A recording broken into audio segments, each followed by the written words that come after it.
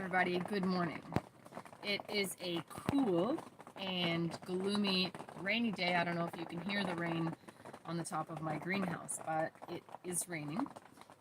The household is sleeping and I couldn't wait. It was like Christmas Day for me to come out here and plant some almonds. Now, you have to prepare to do something like this. These almonds I actually got from nuts.com. So thank you nuts.com for some beautiful, very fresh, raw almonds that have not been treated, not roasted, not salted, not any of that processing, okay? These guys were amazing. So you can see on my bag, February 1st, almonds. And what did I do with this bag? Well, in February here in Canada, everything was frozen. I actually had my soil out here in the greenhouse. Didn't feel like coming out here because there was lots of ice and snow. And the rest of my soil that I had, my nice gardening soil, was in the driveway.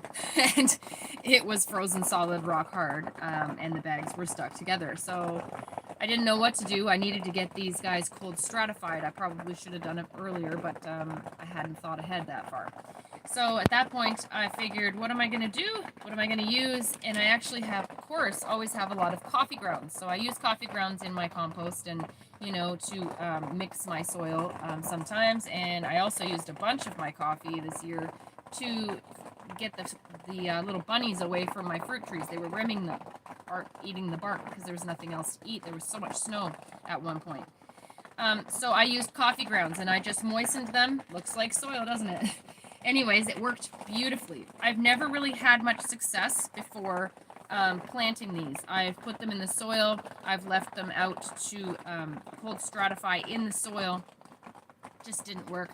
I think the squirrels probably come and get them. And then the squirrels wreaked havoc on all kinds of my pots, knocked them over. I don't even know what was what anymore. So let me show you what's happened now. Since February 1st, I just put these guys in. You can put it in your refrigerator.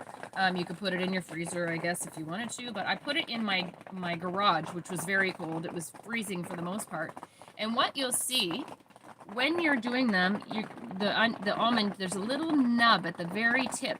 So at the very top, right?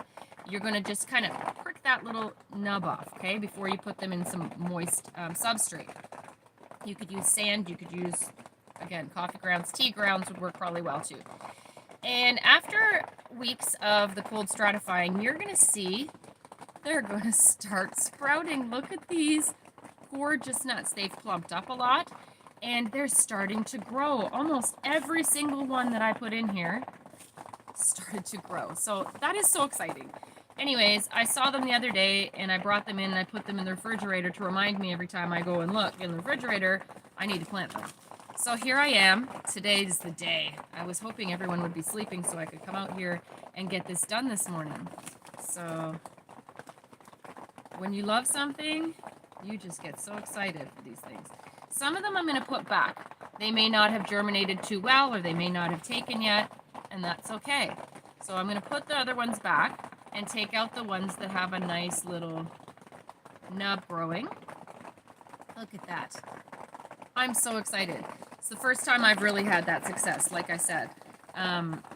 You know, I try to take shortcuts. People tell you instructions on what to do, and you're like, oh, it's a lot of work. I don't want to do it. I'm a lazy gardener sometimes. But you do have to do the cold stratifying for these. Stone fruit, many of the stone fruits, they need to be cold stratified. And a lot of the things that are perennial in a cold area like mine usually need to be cold stratified for the most part. It's really hard sometimes to do the little seeds, so what I do is I just take a little like yogurt container. Let me show you one. Here you go. A little yogurt container, moisten it, put the seeds on, and then leave that either in my garage or this year I have my daughter who's 2.5, almost 3, and she's got like a little playhouse. So I just put a tarp over that outside in the snow and put a lot of my stuff in there to protect them from the animals because they will come and knock everything over. No matter what you do to keep them protected, you really have to be diligent because those animals are hungry out there. They will find it. Okay, so these are gonna go in my soil, and yesterday I had my bean show and I was explaining how deep to plant them. So basically with seeds, you're gonna plant them at least 1.5 times deep. You don't want to go too much further than that and skew far off, but that's a very good general rule of thumb. So I'm gonna plant that probably 1.5 inches deep so it can establish a nice root system. It already has a nice little sprout. I have a couple pots here of tropicals that had died off over the winter. So I'm just going to replant them in that nice, rich soil, nice big pot. Things like almonds, fruit trees, especially you can tell they've got a big seed, right? They're going to make a big plant. So this is going to be a nice big tree. You want to start them in a bigger pot than you would, say, a tomato or something like that. Where did my... There it is, my little tropical. Okay, so I'm just going to loosen up this dirt. You don't want it compacted. Now, almonds, if you're wondering, they can grow pretty hardily, most varieties, between zones 5 and 9. We've recently just been upgraded from a 5B to a 6 in our area. Yeah, global warming isn't real, right? Okay. Anyways, we're now a 6, and I'm growing all kinds of things that I was unable to before, and that I wouldn't even have dreamed of that I could. So doing your research, knowledge is power, guys. All right, so I'm gonna go about 1.5 inches deep. Try and get that little sprout side up, right? You don't want it upside down. And let them get in that nice moist soil. I can't wait to show you guys in, I don't know, a few weeks what's going on with these. Surely they will have popped through the soil. That's what I'm thinking. I'm so excited, and I think I'm gonna do the I don't know if you guys have seen it, if you subscribe, if you're gardeners and you're into it like I am. If you've never seen David the Good, he has a great channel, very informative, and he was actually trying an experiment from another channel that he saw on large trees. So say you wanted a pecan tree, and that was actually one of the examples that he gave. If you wanted a pecan tree, they're very big trees. Some trees are huge, and you just can't figure out how that's going to work in your property. So there's a new, maybe not so new, there's not anything new under the sun, but a new wave of people talking about how to double plant.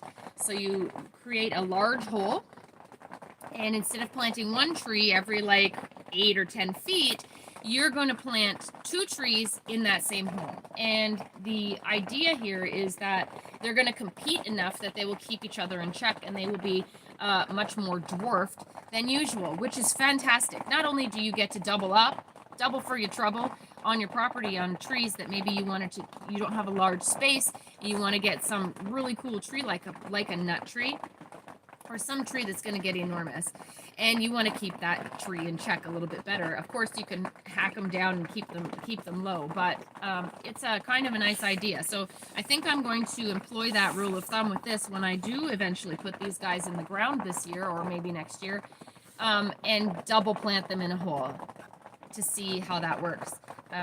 Also, a lot of trees like my sea buckthorn, for instance, you need a lord and a lady, so you need a pollinator. Some varieties of fruit and things need a different variety. So to set better fruit, they'll need 2 different kinds of that same fruit. So a different kind of plum, and they'll cross-pollinate in such a way that you'll get better fruit set. So that's a good way to do it too. So they're right next to each other. Oftentimes you can get away with like a 50 feet kind of rule. I have my Haskap berries, and they are about 50 feet from each other, but you know what? They would do better if they were much closer. So this way, these trees are right together. So when they are blooming and the bees are pollinating and things, they're right next to each other. It makes things a lot easier. So that's what I'm going to do. I'm so excited to get these nuts into the ground. I can't wait to share more of this with you. So let me know your experiences with planting nuts. Again, I'm kind of a lazy gardener. I hate cold stratting. I just don't have room in my fridge. So unless I can do it in my garage or something like that where I can protect them, it just doesn't work for me. It just doesn't work. We have a lot of food in our fridge. There's no room for soil and seeds. So that's kind of been my limiting factor as well. So I'm really excited that that worked. And not only did it worked in like, gosh, a month or so. The cold stratifying, each plant has they come from different places in the world, right? Different climatic zones. So what you're doing essentially is tricking it into thinking it went through the winter that it natively would have, okay, to get it to grow. So some have, like, say, a cold strat time of 120 days, or there's very specific times. These guys came up so fast. I didn't even expect them to be sprouted yet. I looked in there just for, shits and giggles, and looked in there, and there they were already sprouting out the top. I just couldn't believe it. I'm so excited. So anyway, that's how you sprout and germinate these beautiful almonds. Make sure that they're raw and you get them from a very good place that hasn't processed them in any way. Sometimes you'll know the variety. Maybe you can ask the manufacturer or the people who, get them ready out to store to you. Maybe they'll know the variety. Sometimes they don't. And sometimes you just don't care. You're just happy to have an almond. So that's what you got to do. That's how you do it. Let me know how you do it, if you've had success and what you do. I'm literally out here in my pajamas, so pardon me. But again, it was like Christmas Day. I came out like, I'm going to get in the greenhouse and get these guys into the ground. So now I'm going to water deeply here. I got my little waterer and some compost tea to go in here. And that's that. That's how you sprout and germinate almonds and at least get them in the ground. So we'll see how this awesome experiment goes, and hopefully we'll get some almonds, right? It's going to be fabulous. So be a champion in your greenhouse or your kitchen, wherever you are today. I'm Kimberly Turner. Bye.